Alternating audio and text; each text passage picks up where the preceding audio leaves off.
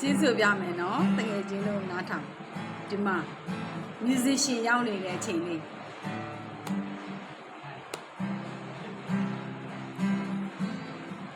ဟဲ့ပြီ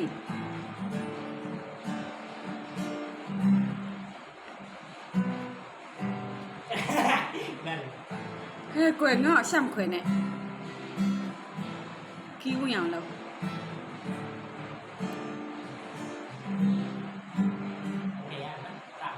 ဒီမှာစားမှာ